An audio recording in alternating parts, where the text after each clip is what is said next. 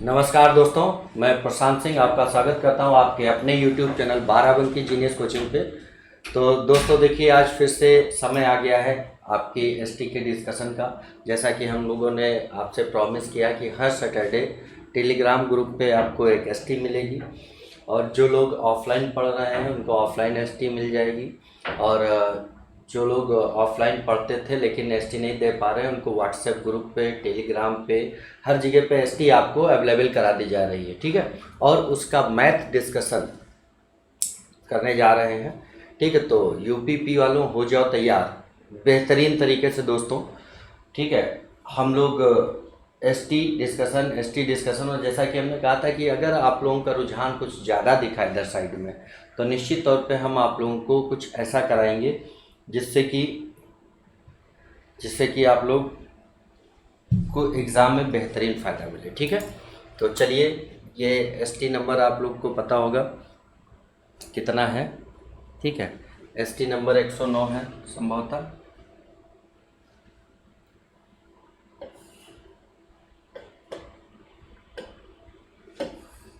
UPP ST 109 math discussion.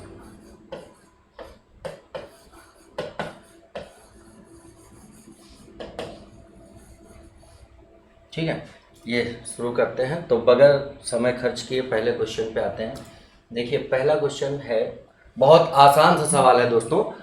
इसमें कहा गया है कि 124 की पावर 372 और 124 की पावर 373 के योग में एकल अंक कौन सा आएगा। ठीक है, एकल अंक मतलब इकाई का अंक, इसको समझ लेना दोस्त। एकल अंक का मतलब है आपका इकाई का अंक। कौन सा अंक? इकाई, unit place. Find the unit place of the sum of इतना एंड इतना। ठीक है, तो अब देखिए, जैसे इसने कहा 124 की पावर 372 प्लस 124 की पावर 373। ठीक है, तो इसमें अगर हमको इकाई का अंक निकालना है तो बाकी के अंकों से कोई मतलब नहीं है। तो आपका आ गया 4 की पावर 372 और प्लस 4 की पावर 373। इसको हल करें। हल करने में भी देखना है कि जो इकाई के अंकों की पुनरावृत्ति का सिस्टम है वो किसी की पावर 4 पे होता है। ठीक है, तो देखिए, बेसिक इसके अगर पढ़ने हैं तो ऑफलाइन क्लास में भी पढ़ाया जा रहा है, ऑनलाइन में भी पढ़ाया जा रहा है, उसमें पढ़ सकते हैं। ठीक है, बेसिकली आपको देखना है कि पावर 4 के बाद किसी भी संख्या की पावर 4 करो तो उसके बाद जैसे पावर 5वीं पे आएंगे तो आपको दिखेगा कि जो पावर 1 पे इकाई का अंक आता है वही पावर 5 पे आता है। ठीक है, तो हम लोग क्या करेंगे दोस्तों कि मान लेते हैं कि 4 जो है इनकी रिसाइक्लिसिटी हो जाती है पावर 4, तो इसको इनकी पावर को 4 से डिवाइड कर देते हैं। ठीक, और जो शेष बचता है, जैसे इसको डिवाइड और 4 से डिवाइड करने का रूल क्या है कि लास्ट के 2 अंक डिवाइड कर लो। अगर पूरे डिवाइड हो जा रहा है तो संख्या 4 से डिवाइड हो जाएगी, अगर नहीं हो रहा है तो नहीं होगी। तो उसके लिए लास्ट के 2 अंक डिवाइड किया, और अगर डिवाइड नहीं हो रहे तो जो शेष बच रहा वही शेष पूरी संख्या को विभाजित करके बचेगा। ठीक है, तो इसको हमने 4 से जब विभाजित किया तो ये पूरा 72 कट गया, तो बचा 0 शेष में। शेष 0 बचा तो हम इसकी पावर 4 चढ़ा देंगे। ठीक, और इसको 73 को डिवाइड करेंगे तो 18 बार में कट जाएगा, 1 बचेगा, यानी 4 की पावर 1 कर देते हैं। तो याद रखना, जब शेष 0 बचे तो पावर में आपको लिखना है 4 और बाकी जो शेष बचे वो लिखना है। ठीक है, 4 से विभाजित करने पर लिख लिया। 4 की पावर 4 करेंगे तो इकाई का अंक क्या आएगा भाई? 4 की स्क्वायर करेंगे 16।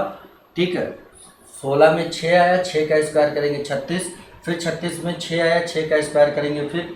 ठीक है, तो आप देखेंगे तो यहाँ पर इकाई का अंक 6 ही आएगा, और प्लस 4 की पावर 1 करेंगे तो 4, इनको जब जोड़ेंगे तो 10 आया, और 10 में इकाई का अंक क्या है? 0, यानी ये जो आपका उत्तर होगा दोस्तों वो 0 होगा। ठीक है, देख लीजिए ये। और अब चलते हैं अगले सवाल पे। अगला सवाल देखिए डीआई का है, तो फिगर आप लोगों के पास होगा, नहीं होगा तो टेलीग्राम ग्रुप पे मिल जाएगा। ठीक है, टेलीग्राम ग्रुप पे चले जाइएगा, और टेलीग्राम ग्रुप का नाम है 12 जीनियस कोचिंग। ठीक है, उस पर मिल जाएगा। यहाँ पर दिया है कि निम्न लेखा चित्र 100 किलोग्राम के भार के रुई के पुंजों को ए बी सी डी तथा ई राज्यों के उत्पादन को लाखों में, ठीक है, मतलब 100 किलोग्राम लाखों में उनके उत्पादन वर्षों के अनुसार प्रदर्शित करता है। इसका अध्ययन करके प्रश्न 2 से 5 तक के उत्तर दीजिए। ठीक है, तो देखिए सबसे पहले कहा है, पहला क्वेश्चन क्या है, राज्य सी राज्य का वर्ष 2003, तो वर्ष 2003 का जो स्ट्रक्चर दिया है सी में वो 6 है भाई, 2003 से 2004, ठीक। सी राज्य का जो स्ट्रक्चर है वो 6 है, ठीक, 600 लाख में, ठीक है। और का उत्पादन उसके वर्ष 2005-6 के उत्पादन का कितने गुना है। और अगर हम 5-6 का उत्पादन देखेंगे 2005 और 6 का, ये है 15, तो 6 को बताना है कितना, 6 कितना गुना है 15 का, ठीक। तो आप करोगे इसको 15 चौके 60 यानी 0.4 गुना, तो ये उत्तर हो जाएगा, इसमें कुछ नहीं था भाई, ठीक है। अगला सवाल ये देखिए, इसी तरह से क्या, किन राज्यों में दिए गए वर्षों में रुई के उत्पादन में क्रमिक वृद्धि हुई। देखिए हो सकता है यहाँ पर आपको कम दिख रहा हो भाई, ठीक है, लेकिन आपके जो ग्रुप है उनपे जो एसटी शेयर की जाएगी, जो पेपर शेयर किया जाएगा उसमें प्रॉपर दिखेगा, ठीक है। तो अगर वृद्धि को देखा जाए तो क्रमिक वृद्धि ए में है, क्योंकि 8 से 18 फिर 27 हो गया, और फिर उसके बाद सी में है 6 से 11 और 15 हो गया, ठीक। तो उसका उत्तर ए और सी होगा, ठीक है। और इसको बहुत आसान से दिया, ये कर भी लेंगे सब लोग, इसमें बहुत डिटेल बताने की जरूरत नहीं है। दिए गए वर्षों में सी राज्य में कुल कितने किलोग्राम रुई का उत्पादन हुआ। सी राज्य में एक तो 6 हुआ, एक 11 हुआ और एक 15 हुआ, तो 11 6 17 15 कितना होगा 3200, फिर लाख में कितने जीरो होते हैं 5, ठीक है। तो इतना हो, ये आपका आंसर होगा, यानी कि आपका ए ऑप्शन सही है इसमें, ठीक है। इसके बाद देखते हैं 5वां सवाल आ गया आपका, उन राज्यों की संख्या कितनी है जिनमें वर्ष 2005-6 में रुई का उत्पादन पिछले वर्ष की तुलना में कम या उसके बराबर रहा। तो देखो ए की बात करें तो 2005 में 27 था और पिछले वर्ष 18 था, तो बढ़ गया, ये नहीं हो सकता, ठीक है। बी की अगर बात करें तो 5 और 6 बराबर था, यानी कि एक तो मिल गया बी, ठीक है। दूसरा सी की बात करें तो देखिए 5 में 11 है और 6 में 15 है, कम है, तो दूसरा मिल गया सी। तीसरे में अगर बात करें 2005-6 में पिछले वर्ष की तुलना में कम या उसके बराबर था, ठीक है। और फिर तीसरा ऑप्शन पकड़ा डी में देखा तो 2005-6 में 13 है और उससे पहले 8 है, तो ये मिल गया एक डी। तो इस तरह से आपके 3 कंपनी मिल रही हैं, 3 राज्य मिल रहे हैं, ठीक है। उत्तर 3 होगा इसका। हाँ, अब चलते हैं, देखिए क्या है, एक व्यक्ति ने कुछ अंडे 5 रुपए में 3 की दर से खरीदे। क्या खरीदे भाई, 5 रुपए में 3 की दर से खरीदे, ठीक है, खरीद किया, फिर और उन्हें 12 रुपए में 5 की दर से बेच दिया, 12 रुपए में 5 की दर से बेच दिया, ठीक है। तदनुसार यदि उसने 143 रुपए का लाभ प्राप्त किया हो तो उसके खरीदे अंडों की संख्या क्या होगी।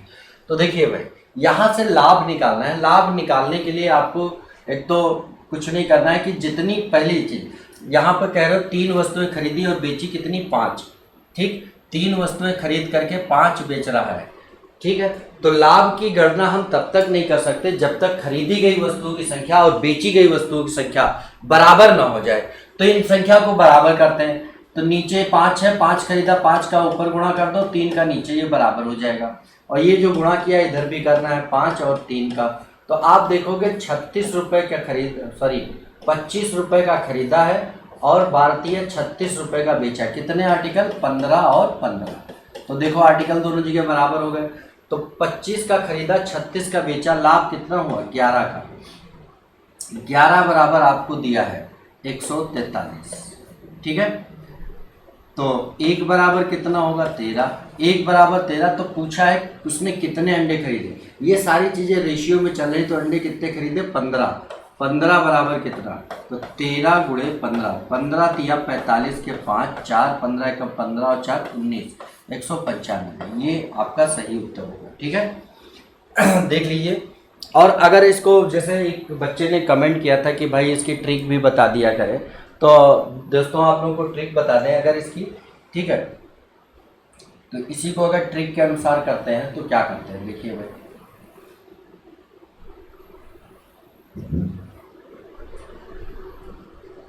इसकी ट्रिक में कुछ नहीं है, ये 5 रुपए में 3 खरीदे, ठीक है, और कह रहा है 12 रुपए में 5 बेच दिए, ठीक। रुपए की तरफ सीपी लिखो, इसकी तरफ एसपी लिखो, इसका इससे गुणा कर दो 25 आएगा, ये सीपी हो गया, इससे गुणा करो 36 आएगा, लाभ कितना हुआ 11।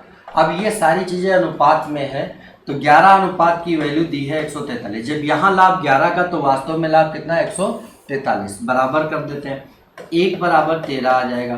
पूछा कितने खरीदे, खरीदने के लिए इन दोनों का आपस में गुणा कर दो 15, तो 15 बराबर आपको 195 मिल जाएगा, ठीक है। तो आपका सही आंसर 195 हो जाएगा। इस तरह से आप ट्रिक से भी कर सकते हैं, ठीक है, दोनों में कोई विशेष अंतर नहीं है। अब देखिए यहाँ कहा है एक्स 2 वस्तुएं बिना किसी लाभ हानि के इतने रुपए प्रति वस्तु की दर से बेचता है। मतलब कि पहली वस्तु 4000 की बेचा है, तो दूसरी वस्तु भी 4000 की बेचा होगा, ठीक है। और फिर कह रहा है ना तो कोई लाभ हुआ ना हानि। यदि उनमें से एक 25% लाभ पर बेची हो, तो दूसरी कितने प्रतिशत हानि पर बेची, ठीक। एक 25% लाभ पर बेची। अब एक का कॉस्ट प्राइस नहीं पता, तो मान लेते हैं 100 था, और इसमें अगर हम प्रॉफिट ऐड कर दें 25, तो ये क्या आ जाएगा भाई, सेलिंग प्राइस आ जाएगा, जो कि दिया है 125 आ जाएगा, ठीक है। क्या आ जाएगा 125, ठीक है।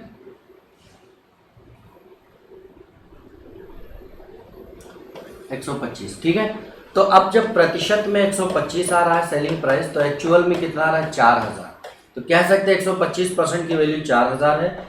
यहाँ से 25% निकाल लें तो लाभ आ जाएगा, तो 4000 गुणे 25 बटे 125, 25 से 5 बार में, 5 से 800 बार में, यानी ये 800 आ गया, यानी 800 का लाभ हुआ, ठीक। अब देखिए दोस्तों, यहाँ से एक बात समझनी है, इसने कहा है कि बिना किसी लाभ हानि के बेचा, मतलब ना लाभ हुआ ना हानि। इसका मतलब क्या है कि अगर एक जगह से उसने 100 रुपये 600 रुपये का लाभ लिया हो, और दूसरी जगह से मान लो एक जगह से 800 रुपये का लाभ और दूसरी जगह से 800 रुपये की हानि हो जाए, तो नेट रिजल्ट आप देखोगे क्या, ना लाभ ना हानि है। तो इसका मतलब क्या है कि इधर का लाभ और इधर की हानि आपस में क्या होनी चाहिए, बराबर। यानी कि यहाँ पर एसपी अगर इतना है, तो जो लॉस है वो आपका कितना है 800 रुपये, ठीक। तो सीपी कितना होगा, 4000 का बेचा, 800 लाभ कमाया, तो खरीदा कितने का होगा 4800 का। अब यही बताना है कि हानि प्रतिशत कितनी, भाई देखो 4000 का खरीदा, 800 हानि हुआ, लाभ बोल गए थे, हानि हुआ, तो खरीदा कितने का होगा 4800 का। अब इसी को बताना है, ये 800 जो हानि हुई ये कितना प्रतिशत है किसका, 4800 का, गुणे 100, तो 8 से 6 बार में कट जाएगा, और इससे काटेंगे 16 सही 2/3% आएगा। तो आपका उत्तर सी सही होगा इसका, ठीक है। बस इस सवाल में एक चीज़ याद रखना है दोस्तों, कि ना लाभ ना हानि की स्थिति कब होती है, जब एक जगह से कमाया लाभ और दूसरी जगह से कमाई गई हानि दोनों आपस में क्या हो जाए, बराबर हो जाए, ठीक है दोस्तों। चलिए तो अगले सवाल पे चलते हैं। इसी के साथ देखिए, विक्रय मूल्य पर 20% की हानि, उसके लागत मूल्य पर कितने प्रतिशत। अब कह रहा है कि जो विक्रय मूल्य है उस पर 20% हानि हुआ, ठीक। तो विक्रय मूल्य नहीं पता है, मान लो 100 था, तो हानि कितना हुआ, लॉस कितना हुआ 20 का, 100 का बेचा, 20 लाभ हानि हुआ, यानी खरीदा कितने का होगा 120 का, ठीक है। तो पूछा लागत मूल्य की कितने प्रतिशत हानि है, यानी ये जो हानि है 20 की, ये बताना है कितना प्रतिशत है किसका, 120 का, गुणे 100, तो 2 छाके 12, यानी इसका भी उत्तर 16 सही 2/3% आ जाएगा। ये आपका उत्तर होगा, ठीक है। बहुत आसान सवाल तो आ गया इस बार, ठीक है। चीनी की कीमत 20% कमी हो जाने पर मुझे 600 रुपये में 5 किलो अतिरिक्त चीनी खरीदने का अवसर मिल गया, तदनुसार कीमत में कमी होने से पहले चीनी की कीमत क्या थी। कुछ नहीं है। देखिए अगर मान ले इसका मूल्य 100 था तो 20% कमी हो गई, कितना हो गया 80। इनका अनुपात बनाओ तो 5:4 बनेगा, ये मूल्य का है। तो इनकी जो खपत है, जो खरीद है, वो क्या हो जाएगी, इसके इनवर्स प्रोपोर्शन में होती है। ठीक है, याद रखिएगा, इसका भी कॉन्सेप्ट ऑफलाइन क्लासों में और ऑनलाइन क्लासों में सब जगह बताया गया है। ठीक है, और अगर आपको फिर से जानना है कोई कॉन्सेप्ट तो क्वेश्चन और कॉन्सेप्ट बता के, क्वेश्चन लिख करके क्वेश्चन नंबर, इस क्वेश्चन नंबर का कॉन्सेप्ट चाहिए तो आपको मिल जाएगा दोस्तों। ठीक है, अब देखिए यहाँ पर यानी पहले अगर 4 खरीद रहा था तो अभी 5 खरीद रहा है, कितना ज़्यादा हुआ, एक बराबर दिया है 5 kg, एक बराबर दिया है कितना, ये देखिए 5 kg। ठीक, तो मूल्य में कमी से पहले पूछा, पहले ये था 4 बराबर कितना होगा 20 kg, यानी पहले 20 kg खरीद रहा था, कितने रुपए में, 600 रुपए में, 600 रुपए खर्च किया भाई।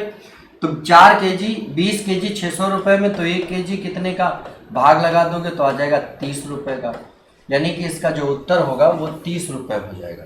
ठीक है भाई, चलिए अगला देखते हैं। किसी पदार्थ का मूल्य 6 रुपए प्रति किलोग्राम से बढ़कर 7.5 रुपए प्रति किलोग्राम हो गया, यदि उस पर होने वाले खर्च को ना बढ़ाया जाए। ये बात विशेष तौर पे ध्यान देनी है दोस्तों, उसके होने वाले खर्च को ना बढ़ाया जाए तो उसकी खपत में कितने प्रतिशत की कमी हो जाएगी। ठीक है, कोई बात नहीं, उसके खपत में कमी पूछा है। ठीक है, तो आपको कुछ नहीं करना, ये 6 से बढ़ करके 7.5 हुआ, इसको वापस कम करके ले आओ इतने पे, 6 पे, तो कितना कम करेंगे 1.5, कहाँ से 7.5 से। ठीक, ये भी हमने पढ़ाया है बेहतरीन तरीके से, कॉन्सेप्ट बताया ऐसा क्यों होता है, ये सब बताया गया है। ठीक है, क्लियर। तो ये आपका जो उत्तर होगा इस तरह से 20% हो जाएगा।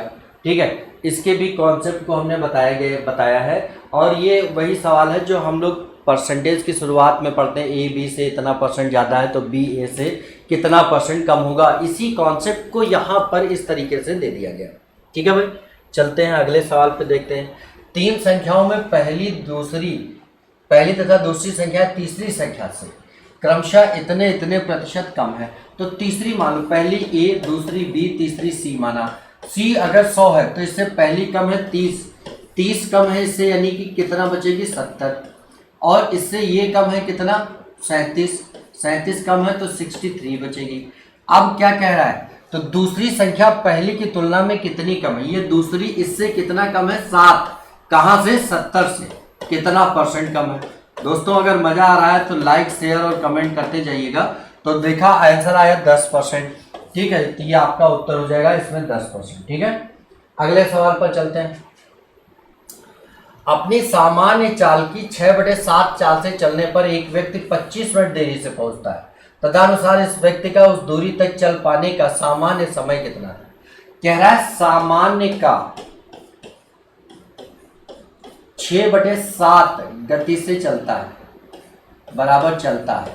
ठीक, तो यहां पर आपको करना है, ये फ्रैक्शन खत्म, का मतलब गुणा होता है, तो सामान्य चाल कोई ऐसी मानो जिससे 7 खत्म हो जाए, तो 7 ही मान लें, तो 7 से 7 कैंसिल, तो बचेगा क्या 6, तो चलता किससे होगा 6 से, यानी सामान्य अगर ये थी तो चलता किससे होगा, सामान्य अगर 7 थी तो चलता होगा 6 से। ये चाल का अनुपात हो गया, तो टाइम का क्या होगा 6:7। अभी थोड़ी देर पहले जो हमने पिछले सवाल में किया, इनवर्सली प्रोपोर्शनल कॉन्सेप्ट यहाँ भी चल रहा है, और इस कॉन्सेप्ट की डिटेल पढ़नी है तो हमने फिर से बताया, ऑफलाइन ऑनलाइन दोनों में पढ़ सकते हैं। ठीक है, अब देखिए 12 जीनियस कोचिंग का यूट्यूब चैनल है और इसी का टेलीग्राम ग्रुप भी है, और जो लोग ऑफलाइन हमारे यहाँ नहीं पढ़ते उनके पास ये पेपर नहीं होगा, उनको टेलीग्राम ग्रुप पे पेपर मिल जाएगा, वहाँ से पेपर लेकर के फिर डिस्कशन में आ जाए। ठीक है, तो देखिए अब टाइम का अनुपात इसके उल्टा हो गया, 6:7, यानी पहले 6 लग रहा था तो अभी 7 लगेगा, कितना ज़्यादा लगा 1,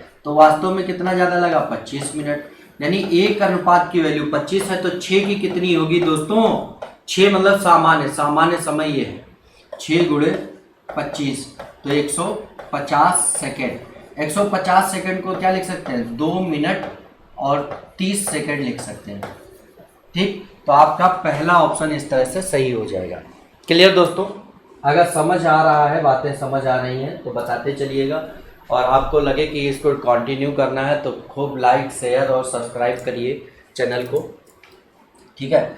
अब देखिए सेम उसी तरह का सवाल है, बस इसमें चालें दे दी, ठीक है। कह रहा है 5 किलोमीटर प्रति घंटे की गति से चलने पर 15 मिनट देरी से पहुंचता है। यानी कि वो अगर 5 किलोमीटर प्रति घंटे की चाल से चलता है, ठीक है, 5 किलोमीटर प्रति घंटे, तो 15 मिनट देरी से पहुंचता है, ठीक है। और अगर वो 15 मिनट पहले पहुंच जाता है, 15 मिनट देरी नहीं है, 15 मिनट पहले पहुंच जाता है, माइनस कर, ठीक है, निर्धारित समय से 15 मिनट। अब कह रहा है 3 किलोमीटर प्रति घंटे की चाल से चले तो 9 मिनट देरी से पहुंचता है, प्लस 9 मिनट लग जाता है, ठीक है। अब देखिए यहाँ पर एक्चुअली होता यह है, जो इनवर्स प्रोपोर्शन का कॉन्सेप्ट था वो ये कहता है speed into time is equal to distance. अगर डिस्टेंस कांस्टेंट है तो ये दोनों इनवर्स प्रोपोर्शन होते हैं, स्पीड और टाइम। इनवर्स प्रोपोर्शन मतलब जिस अनुपात में समय है उसके उल्टे अनुपात में चाल होगी, ठीक है। तो यहाँ पर देखिए दोनों बार जाता कहाँ है, अपने विद्यालय जाता है, ठीक है। दोनों चालों से कहाँ जाता है, अपने विद्यालय। तो तुरंत अनुपात बना लो, क्योंकि दूरी बराबर है तो चाल का अनुपात बनाया ये, तो टाइम का अनुपात होगा वो क्या, 3:5, ठीक है। यानी यहाँ अगर समय 3 लग रहा था तो यहाँ 5 लगेगा, कितना ज्यादा हुआ, 2 ज्यादा हुआ भाई, रेशियो आपका कितना ज्यादा हुआ, 2। अब यहाँ जब 2 ज्यादा है तो यहाँ माइनस, मतलब -15 से +9, मतलब ये 15 मिनट पहले पहुंच जा रहा था निर्धारित समय से, 9 मिनट बाद चल रहा, तो यहाँ अंतर कितना है, 24 का। इससे ये कितना कम किया, 24, तो माइनस और प्लस है इसलिए ऐड कर लेंगे। 2 बराबर 24 तो 1 बराबर 12, ठीक है। तो इसमें से कोई एक समय निकाल लो, तो हम लोग 5 बराबर निकालते हैं, ये है 5 बराबर, ठीक। 5 बराबर क्या हो जाएगा, 60, यानी 60 मिनट, या इसको लिख सकते हैं 1 घंटा। 1 घंटे में पहुंचता, और इसके लिए यहाँ के लिए चाल क्या थी, 3, ठीक। यानी कि 3 की चाल से 1 घंटे में दूरी कितनी तय करेगा भाई, 3 की चाल से 1 घंटे में दूरी कितनी तय करेगा, 3 किलोमीटर, ठीक। ये एक्चुअल टाइम आ गया, ठीक है। तो आपकी दूरी हो जाएगी 3 किलोमीटर। देखिए दोनों सवाल एक में दूरी बता सकते हैं, एक पे नहीं। इसमें दूरी आपने बता ली, पिछले वाले सवाल में सिर्फ टाइम बता सकते थे क्योंकि सिर्फ रेशियो दिया था, ठीक है। चलते हैं अगले सवाल पे। देखिए अगला सवाल क्या कहता है, 12,000 रुपए की धनराशि चक्रवृद्धि ब्याज पर जमा करने पे 5 वर्षों में दोगुनी हो जाती है।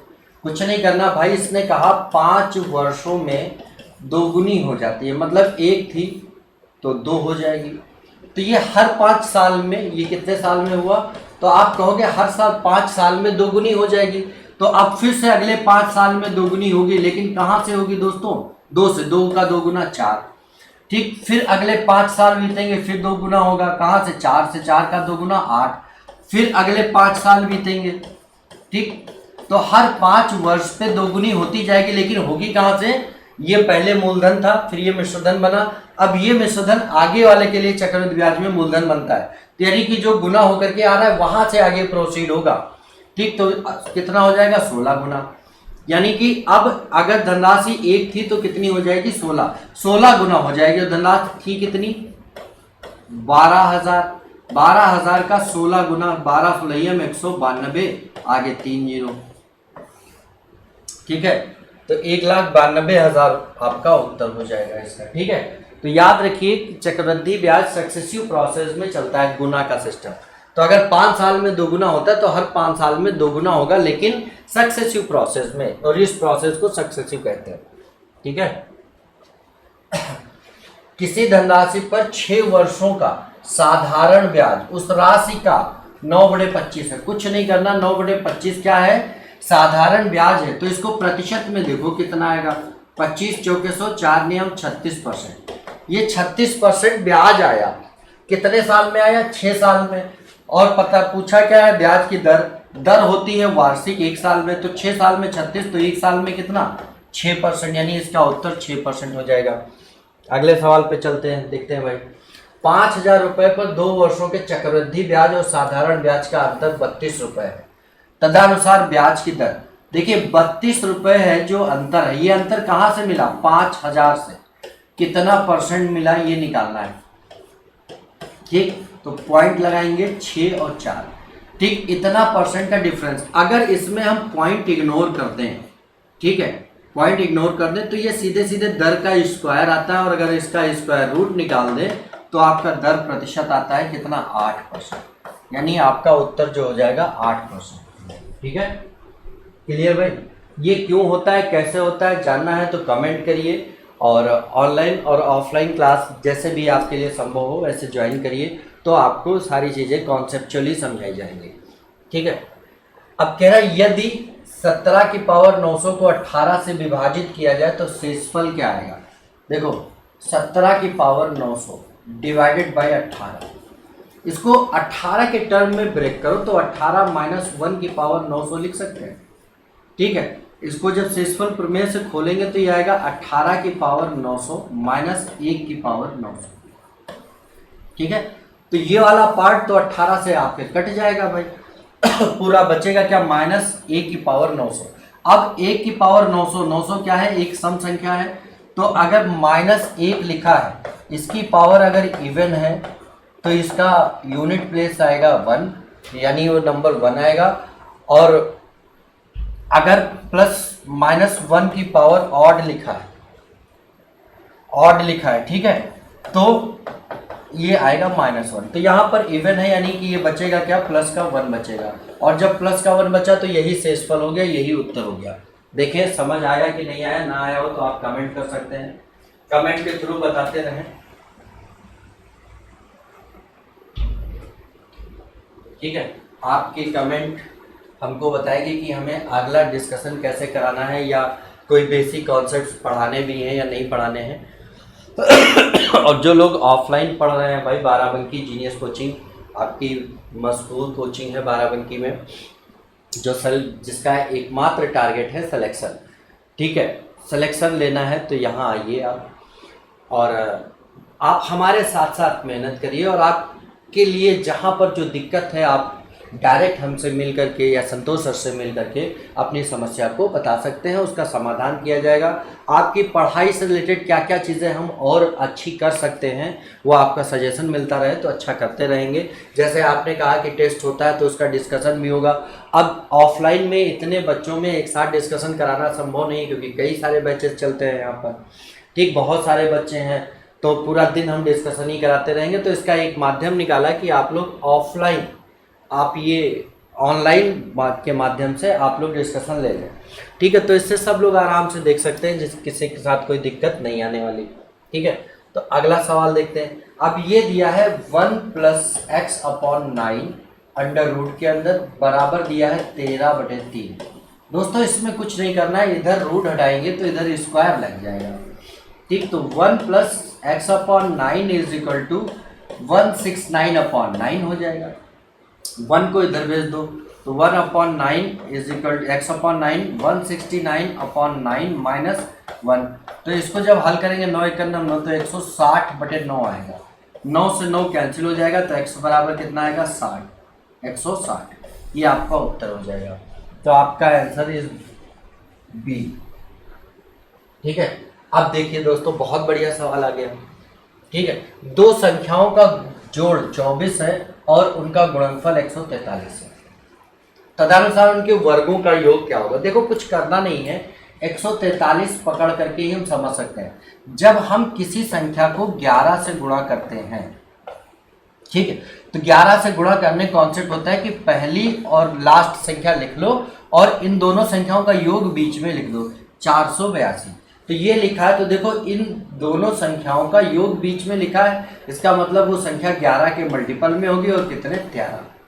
ये पहला और लास्ट वैसे लिखा होता है, उसी संख्या के डिजिट होते हैं और उन दोनों का योग बीच में होता है, ये जैसे हमने बताया। ठीक, बात समझ आ रही है ना दोस्तों, बताते रहियो। ठीक है, बीच बीच में करते रहते हैं। तो आप समझ गए 11 और 13 का गुणनफल है, तो और इनका अब इनका योग जो है वो 24 आना चाहिए। तो देख रहे हैं आप 24 आ रहा है, इसका मतलब कि हमारी वो संख्याएं मिल गई।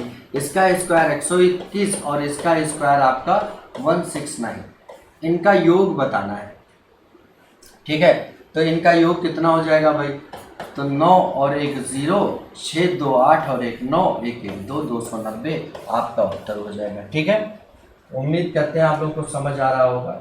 ठीक है, ये 11 का डिविजिबल मल्टीपल जो करना आया ये आप लोग देख लें। ठीक है, और इसी के आधार पे इनके बहुत आराम से फैक्टर किए जा सकते हैं। ठीक, मतलब जो पहला नंबर लिखा है, जो लास्ट नंबर लिखा है वो संख्या होगी अगर इनका योग बीच में है। ठीक है, तो योग बीच में है और ये 11 का मल्टीपल हो जाएगा। ठीक है, चलिए अगले सवाल पर देखते हैं। निम्नलिखित में से कौन सी संख्या इतने को पूर्णतया विभाजित कर रही है? अब देखिए 5 की पावर 71, 5 की पावर 72, 5 की पावर 73। तो यहाँ पर आप 5 की पावर 71 कॉमन ले लो, तो यहाँ पे बचेगा 5 की पावर 0 प्लस 5 की पावर, ये माइनस होता जाएगा। कॉमन लेने का मतलब इनकी पावर माइनस हो रही है। ठीक है, तो 5 पावर 1 और 5 पावर 2। इसको अगर हल करें तो 5 की पावर 71 मल्टीप्लाइड बाई ये किसी पावर 0 वैल्यू 1 होती है, ये 5 और ये 25। ठीक, तो इसको अगर हम देखें तो इसको और बराबर में क्या लिख सकते हैं, 5 की पावर 71 गुणे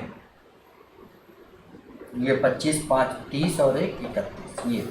ठीक है, तो अब देखिए ये संख्या 5 के गुणज में है, तो 5 का जितना गुणज होगा उससे कट जाएगी, 31 का जितना गुणज होगा उससे डिवाइड हो जाएगी। तो 31 का गुणज ढूंढना है, इसमें से 31 का गुणज क्या मिल रहा है, 155 मिल रहा है। अगर इससे भी नहीं लग रहा है तो आप इसको और थोड़ा सा लिख सकते हो, 5 पावर 70 गुणे 5 गुणे 31। अब 31 का इसमें गुणा करेंगे 155 आ जाएगा, तो ये लिख गया 5 की पावर 70 गुणे 155। तो 155 के गुणज में है, यानी कि 155 से ये पूर्णतया क्या होगा, विभाजित। ठीक है, चलिए अगले सवाल पे आते हैं। दो संख्याओं का एलसीएम 120 है और उनका एचसीएफ 10 है। ठीक है, अब देखिए आपको बताना है कि वह उन संख्याओं का योग क्या होगा। चाय भी पीते चलते हैं आप लोगों के साथ साथ। देखिए कुछ नहीं करना है, आप कर लो इनके ऐसे दो फैक्टर जिनका योग 10, जो 10 से पूर्णतया विभाजित हो जाए। ठीक, इनके ऐसे दो फैक्टर जो 10 से पूर्णतया विभाजित हो जाए। ठीक है, चलो अच्छा इसको छोड़ो, एक और दूसरा तरीका कॉन्सेप्चुअली बता देते हैं, बेहतरीन, क्योंकि इस पर कई बार सवाल मिल जाते हैं। अगर हम कहें किन्हीं संख्याओं का एचसीएफ 10 है, ठीक, और किन्हीं भी संख्याओं का एचसीएफ वही होता है जब उन संख्याओं का अनुपात बनाते समय जिस संख्या से विभाजित किया गया। ठीक, तो आप अगर 10 से विभाजित किया गया तो अनुपात बना x और y, ये मान लेते दो अन्य फैक्टर हो गए। ठीक है, तो एलसीएम क्या होता है इनका, HCF multiplied by x into y. ये पूरा हमने इसको भी आपके ऑनलाइन में भी समझा रखा है, पूरा ऑफलाइन में भी बता रखा है, आप जा करके वहां से देख सकते हैं। ठीक है भाई, अब ये आपको दिया है 120। ठीक है, तो x गुणे वाई क्या हो जाएगा आपका, 120 बटे 10 यानी कि 12। ठीक है, अब 12 के दो फैक्टर करो, को प्राइम फैक्टर होने चाहिए, 3 और 2 कर लो। ठीक है, नहीं सॉरी 3 और 4, 3 और 4 फैक्टर कर लो। ठीक है, ये आपका अगर मान ले x 3 है तो y होगा 4। ठीक है, और इनको अगर HCF से गुणा करा दें तो वो संख्याएं आ जाएंगी, तो कितना होगा 30 और 40। तो 30 और 40 वो संख्याएं हैं हमारी। ठीक है, जिनका जो 10 से विभाजित हो रही है, 10 का गुणज है, और इनका योग पूछा है तो इनका योग क्या होगा 70। ठीक है, अब देखिए इनके फैक्टर में कह सकते थे कि इनका फैक्टर हम 12 गुणे 1 कर ले, ठीक है, 6 गुणे 2 कर ले, तो ये तो फैक्टर नहीं हो सकता क्योंकि ये को प्राइम नहीं है, हमेशा को प्राइम लेने हैं। ठीक है, और ये फैक्टर अमूमन लोग इस्तेमाल नहीं करते हैं, लेकिन कर लेना चाहिए। ठीक है, लेकिन इससे अगर हल करेंगे तो ये 120 और ये 10 आएगा, तो 130 इसमें ऑप्शन में नहीं है, इसलिए ये वाला फैक्टर इस्तेमाल किया गया, क्योंकि कहा है संख्याओं का योग हो सकती है। ठीक है, हो सकती में बात की गई है। ठीक है, चलिए अब कह रहा है जब n को 5 से विभाजित किया जाता है शेषफल 2 आता है, तदनुसार n स्क्वायर को 5 से विभाजित करना है। ठीक, n को 5 से विभाजित किया तो रिमाइंडर आया। ठीक है, अगर अब एन स्क्वायर को करना है तो ना करके रिमाइंडर स्क्वायर को 5 से विभाजित कर दो, तो रिमाइंडर आया था तो 2, ठीक है, तो 2 का स्क्वायर कितना होता है 4, 4 को 5 से विभाजित करो, 4 ही शेष बचेगा, यानी कि उत्तर आपका होगा 4। ठीक, अगला, एक छात्र को एक संख्या 6 से विभाजित करने और उसके भागफल में 12 जोड़ने को कहा गया, किंतु छात्र ने पहले 12 जोड़ दिया और उसके बाद प्राप्त संख्या को 6 से विभाजित किया और उसका उत्तर आया ये 112। 112 कब आया, 6 से विभाजित किया, तो 6 से अगर विभाजित ना किया होता तो 672 होता, और 672 कब आया, जब 12 जोड़ा गया, यानी 12 ना जोड़ता तो कितना था 660, यानी वो संख्या थी 660। अब इसको 6 से विभाजित करना है, ठीक, 6 से विभाजित करना है 660 को, तो आएगा 110, और इसमें 12 जोड़ना है, 12 जोड़ेंगे तो कितना आएगा 122, यानी कि जो सही उत्तर है वो 122 है। ठीक है, देखा आपने, इस क्वेश्चन को हमने लास्ट से अटेम्प्ट कर लिया, ठीक है। अंतिम में हमने देखा कि 112 उत्तर प्राप्त हुआ, कब प्राप्त हुआ, जब 6 से विभाजित किया गया, ना विभाजित किया गया होता तो कितना होता, 6 का गुणज होता, तो 6 का गुणज किया 672 आया। 672 कब आया, जब 12 जोड़ा गया, तो वो 12 हमने इसमें से 672 से घटा दिया तो आया 660। 660 वो संख्या आ गई, अब उसको 6 से विभाजित करके 12 जोड़ देना है, 6 से विभाजित किया 110, 12 जोड़ दिया, ठीक। चलते हैं अगला। 4 धावकों ने एक वृत्ताकार पथ पर एक ही बिंदु से दौड़ आरंभ की। उस पथ का एक एक चक्कर पूरा करने में क्रमशः 200 सेकेंड, 300 सेकेंड और 450 सेकेंड लगाए। तदनुसार वे दोबारा पहली बार अपने आरंभिक, कभी भी ये पूछे दोबारा पहली बार अपने आरंभिक बिंदु पर आएंगे तो वो ऐसा टाइम होगा जो इनका एलसीएम होगा। और फिर से देखिए भाई, लास्ट में चलते चलते भी बता रहे, कॉन्सेप्चुअली अगर पढ़ना है तो ऑफलाइन या ऑनलाइन क्लास ज्वाइन करिए, वहाँ पर मिलेगा। और जो लोग पढ़ चुके होंगे उनको समझ आ रहा होगा कि हमने ये चीज़ें बताई हैं और उसी के आधार पे फटाफट उत्तर आ रहा है, ठीक है। तो इनका एलसीएम निकालेंगे तो आएगा आपका 1800, यानी 1800 सेकेंड के बाद वो वापस फिर मिलेंगे, ठीक है। अगला सवाल देखिए,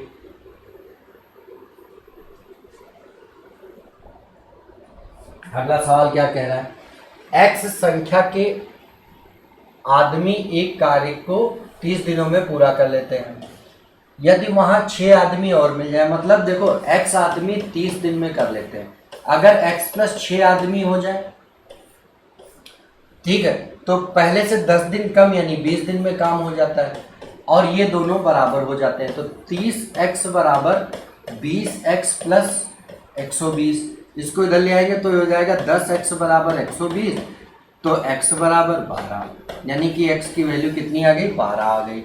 ये आपका उत्तर हो गया, ठीक है। अगला सवाल देखते हैं। ए बी की तुलना में 3 गुना सक्षम कारीगर है, इसलिए वह एक कार्य बी की तुलना में 60 दिन कम समय में पूरा कर लेता है। तदनुसार वह दोनों मिल करके, देखिए ए बी की तुलना में 3 गुना, यानी ये 1 है तो ये 3 है, ये इफिशियंसी है, तो इनका टाइम का रेशियो होगा 1:3। यही इनवर्सली प्रोपोर्शनल क्योंकि होता है efficiency into time is equal to work, एकदम टाइम एंड ट्रेन की तरह, ठीक है। इसलिए वह एक कार्य बी की तुलना में 60 दिन कम, देखो यहाँ कितना कम है, 2 बराबर 60, तो 1 बराबर कितना आ जाएगा 30, यानी कि ए को 30 दिन लगता है, किस क्षमता से, 3 की क्षमता मतलब कि एक दिन में 3 काम कर रहा है, 30 दिन तक करता है, तो काम कितना होगा 900, और इसी 90 और इसी 90 काम को दोनों ने करना है। अब तो दोनों की मिली क्षमता कितनी हो जाएगी 4, ये 3 करेगा, ये 4, 1 करेगा, दोनों मिलके 4 करते हैं, तो दिन कितना लगेगा 22 सही, 1/2 दिन, तो आपका उत्तर होगा ये। अगले सवाल पर चलते हैं। एक तांबे के तार को मोड़कर एक वर्ग बनाया गया जिसका क्षेत्रफल, वर्ग का क्षेत्रफल यानी ए स्क्वायर बराबर 121, तो ए बराबर कितना होगा √121 यानी 11, ठीक। तो उस तार का 4a परिमाप क्या होगा, 4 × 11 44। ये जो परिमाप होगा ये तार की लंबाई होगी। उसी तार को अगर वृत्त में बनाया जाए तो वृत्त की त्रिज्या कितने होगी, ठीक है। अब वृत्त में बनाया गया तो ये जो तार की लंबाई है ये वृत्त की परिधि बन जाएगी, तो जो होती है 2πr, ये बराबर 44, तो 2 गुणे 22/7 गुणे r बराबर 44। ठीक, तो 22 दूना 44 खत्म, तो r बराबर कितना हो जाएगा 7, तो इसका उत्तर 7 आ जाएगा। ठीक है, अगले सवाल पर चलते हैं। एक लंब कोणिक समांतर षटफलक के फलकों के क्षेत्रफल क्रमशः 12, 20 तथा 15 है। देखो भाई, अब इनके जो समांतर षटफलक क्या होता है, एक घन होता है और उनके जो फलक होते हैं एक लंबाई गुणे चौड़ाई होता है, एक चौड़ाई गुणे ऊंचाई होता है, ठीक है, और एक ऊंचाई गुणे लंबाई होता है, ये फलक होते हैं। ये अगर मान लो 12 है और ये मान लो 20 है और ये मान लो 15 है, इनका सबका गुणा कर दें। ठीक, तो देखोगे L² into B² into H² आएगा, क्योंकि L 2 बार है, आया।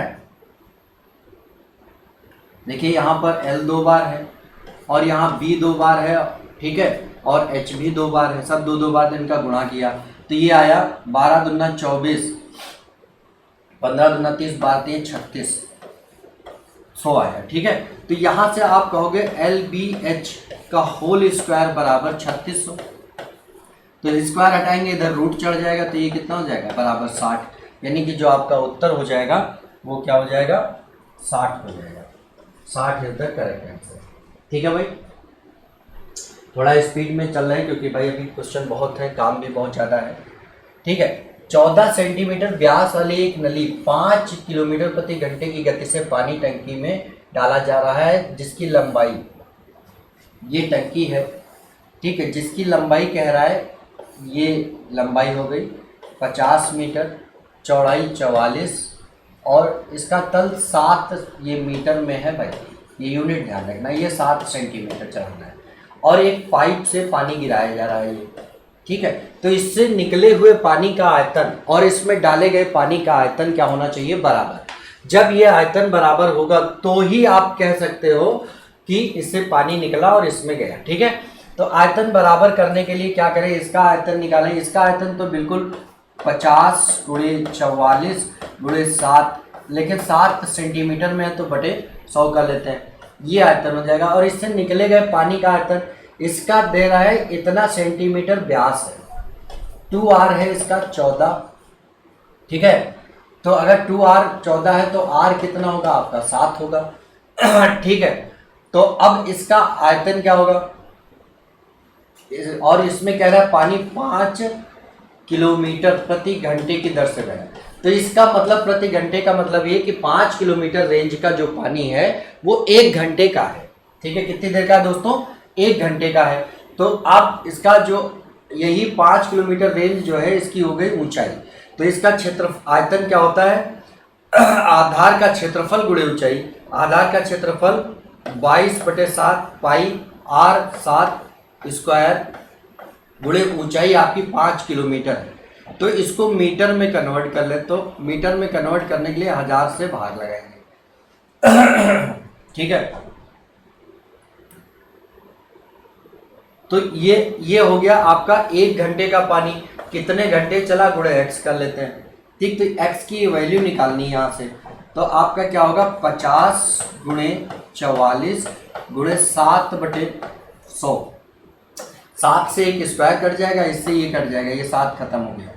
ठीक है, ये 7 क्या हो गया खत्म हो गया, तो आपका 1/100 आया है। ठीक है, और इधर बचा 22, तो 22 से ये 44 खत्म हो जाएगा 2 बार में। ठीक है, और ये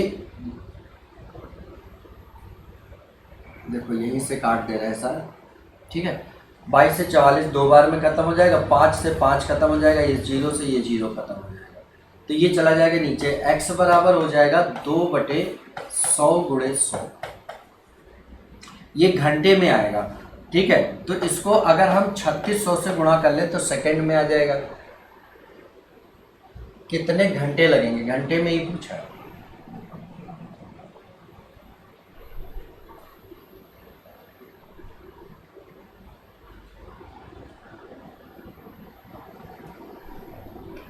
एक मिनट भाई, कहीं पे शायद कैलकुलेशन मिस्टेक हुई है, एक बार फिर से देख लेते हैं।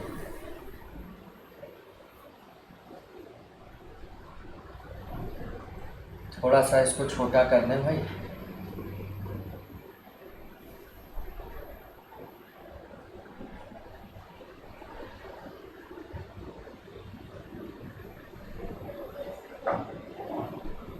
देखिए ये है आपका पाइप, इसका व्यास है 7 तो रेडियस होगी 7 सेंटीमीटर। देखिए वहाँ पर एक गलती यही कर दी थी, ये सेंटीमीटर में था, ठीक है।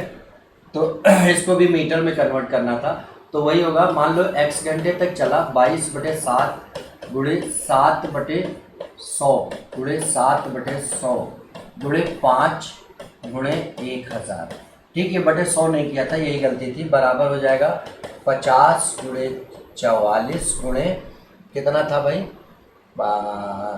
7 सेंटीमीटर था, बटे 100 करेंगे।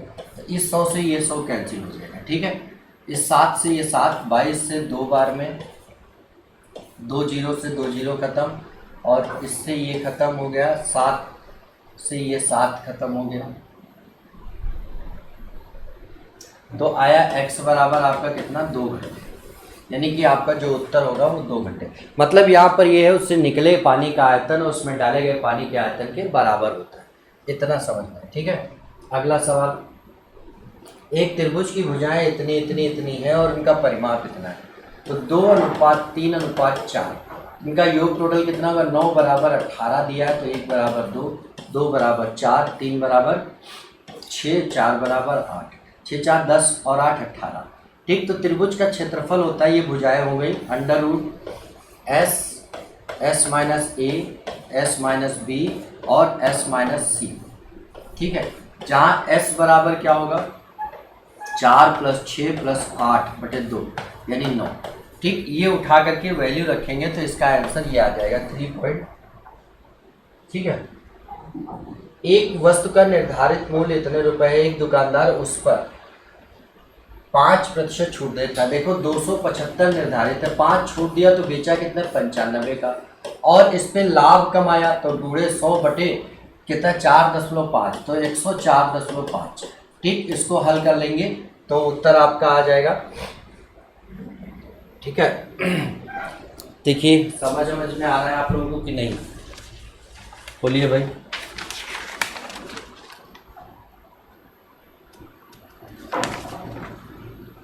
बताते चलेंगे समझ आया कि नहीं आया, ठीक है। तो इसका उत्तर आ जाएगा आपका 250।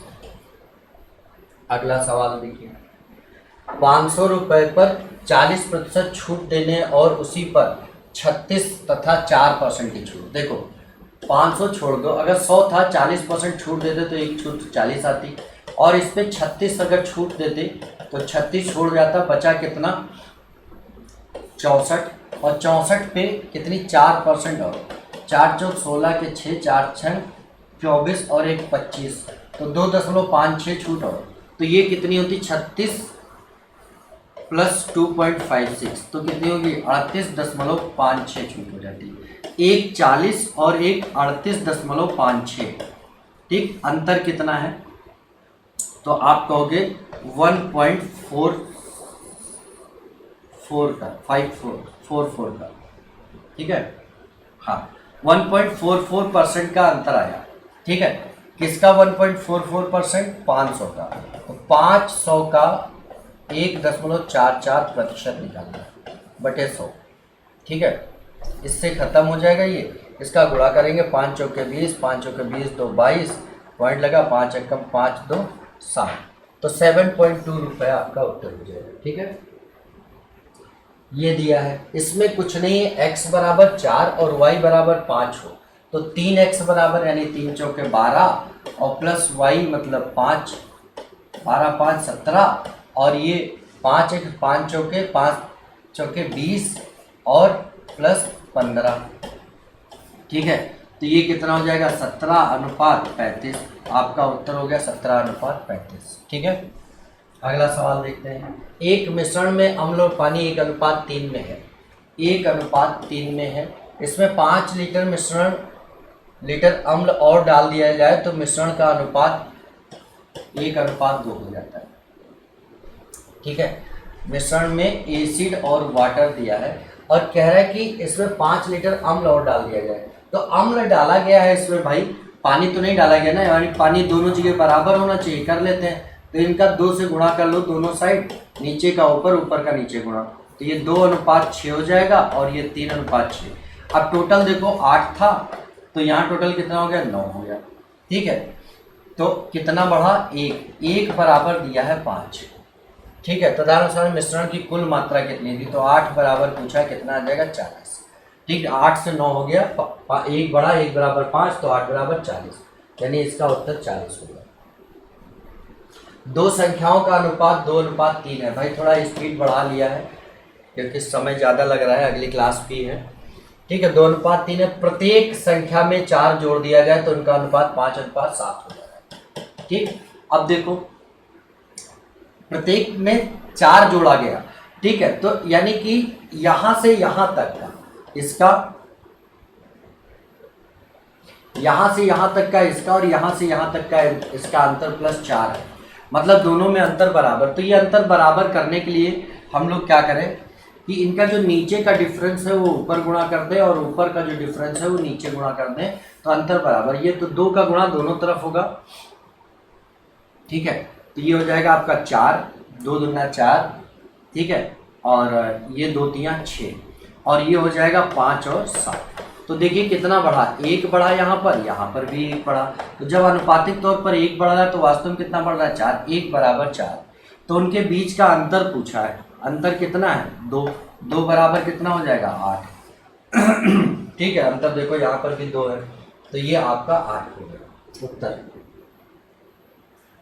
ए तथा बी की मासिक आय, सेम उसी तरह से सवाल है।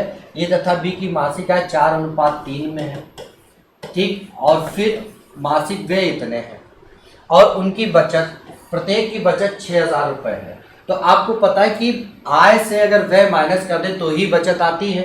तो इससे माइनस करने का मतलब दोनों से 6 माइनस कर दो, मतलब दोनों में बचत बराबर, यानी माइनस भी बराबर हुआ। तो यहाँ कितना हुआ, 1 बराबर 6,000। ठीक है, तो पता है क्या, एक की मासिक आय कितनी, तो एक की आय 4 बराबर कितना हो जाएगा, 24,000 उत्तर हो जाएगा आपका।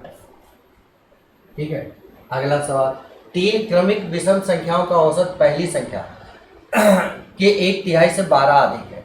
ठीक है, तो उनमें अंतिम संख्या देखो, ऑप्शन से कर लो इसको। अंतिम संख्या अगर 19 माना तो क्रमिक विषम संख्या है, तो इससे पहले 17 और इससे पहले 15 होगा। ठीक, अब कह रहा है कि उनमें से पहली का 1/3, 15 का 1/3 करो कितना आता है, 5।